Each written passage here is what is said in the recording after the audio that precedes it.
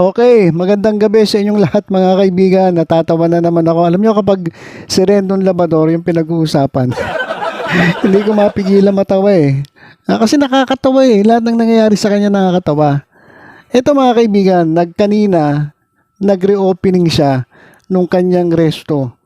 Yung resto niya na di ba nagkaroon ng grand opening.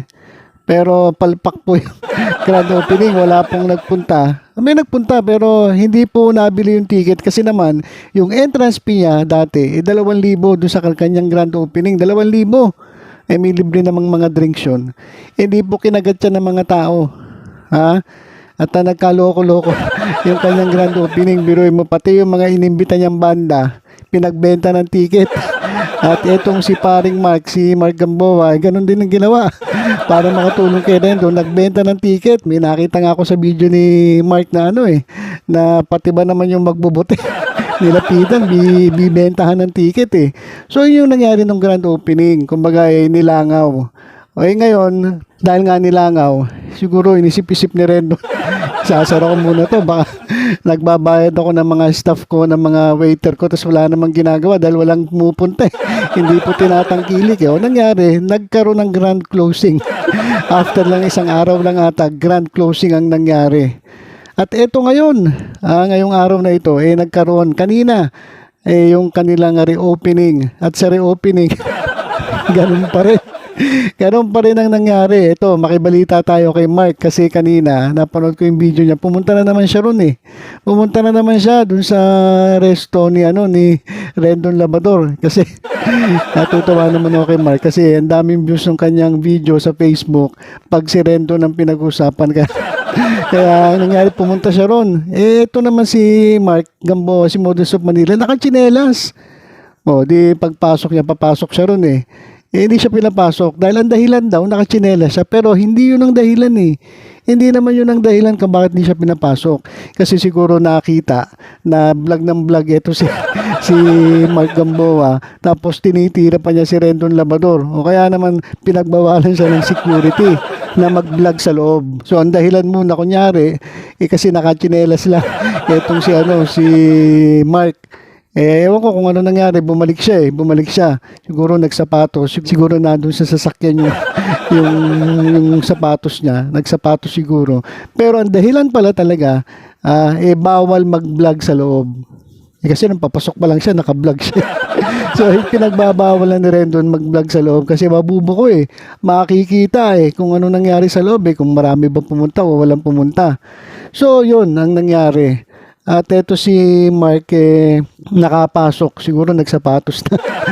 At eto 4 hours ago, so ibig sabihin 11, mga 7 o'clock. Ito pinakita niya yung may in-order siya May in-order siya. Masarap naman daw yung pagkain. Kaso sobra naman yung kanin. Yung kanin, extra rice, 100 piso. Grabe naman. Yung extra rice, yung konting rice na yun, kapag bumili ka ng bigas, 2 kilo na yan 2 kilo, katapat nung 2 kilong bigas, yung katapat ng presyo ng isang extra rice dyan sa restaurant ni Rendon Labrador. Kaya grabe namang mamresyo itong taong ito. Grabe naman 100 piso, extra rice. Sabi ng iba, doon na lang ako sa Mang Inasal, only rice pa. Di ba?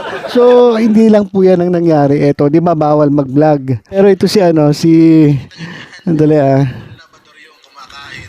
Yan.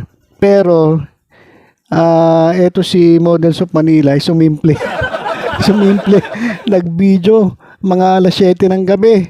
Pinakita niya yung itsura ng restaurant, kung ano nangyari. Meron bang pumatol o pumatos dun sa sinasabi niyang libre pre-entrance. Free drinks. Pero yung pala mga kaibigan, gusto ko rin liwanagin kasi sabi nga, di ba, free drinks lahat ng Coco Martin fans. Yung pala sa babae lang libre, sa lalaki hindi. So, false yun, kumbaga pandaraya yun magpo-promote ka ng gano'n, sasabihin mo dun sa post mo, libre basta libre lahat. Yung mga lalaki at babae, yung pala babae lang libre. So, panluloko yung ginagawa ng Rendon Labrador na yan. At ito, papakita ko sa inyo yung video. Patagong kinuna ni Mark Gamboa din dun sa sa restaurant mismo ng reopening ng bar ni Rendon. Ito panoorin po ninyo yung itong video, papakita ko sa inyo ha. So time check tayo guys, 7:19 ng gabi. Ito po ang sitwasyon sa episode bar. Ayun, yung nakikita nyo dyan, si Rendon Labador yung kumakain, kasama po yung mga kaibigan niya. At ito po ang sitwasyon po sa bar ngayon. Yan, meron pong music, meron pong jazz na artist. Kaso ang problema pa rin po, yan, wala pa rin pong tao. Mukhang hindi po kinagat ng Coco fans yung pong panawagan niya. Sa akin lang, paano naman tatanggapin ng Coco fans? Ang sabi niya, only drinks. Yung pala, yung only drinks sa babae lang. Di ba? Naisipan ko nga, bumili ako ng wig para kunyari babae ako para only drinks.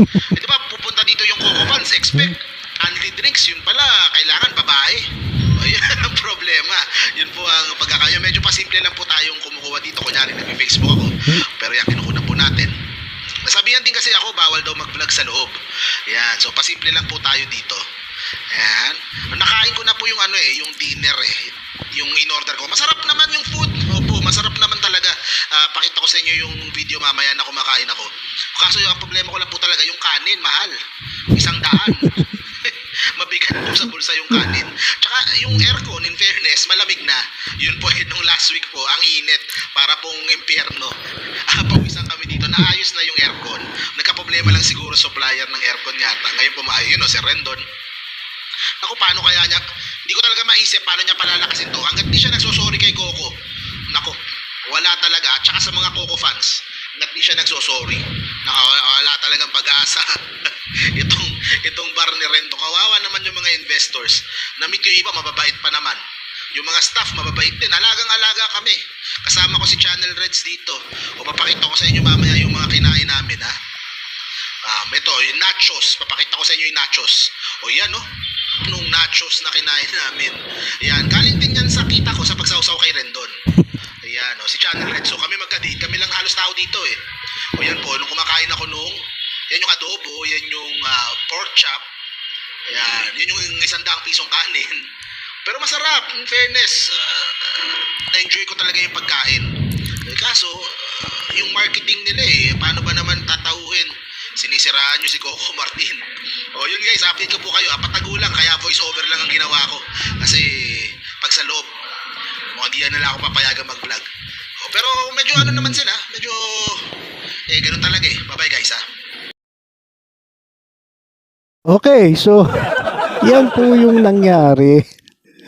So wala na naman tao dun sa sa reopening ni Rendon Labador. At tigas kasi ng ulo ni itong tulongges na to ibig sabihin lang, 'di ba? Ibig sabihin lang, kahit yung mga followers niya, hindi siya sinusuportahan.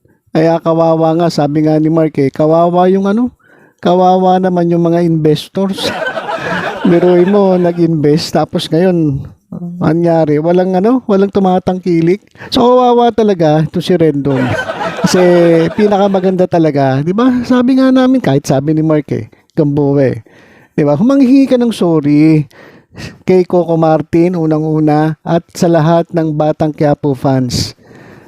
Pero sa tingin ko, kahit maghingi ka ng sorry, mukhang mukhang hindi galit na galit siya yung mga fans ni Coco Martin itong mga Batang Quiapo fans So, hindi ko alam kung ano mangyayari.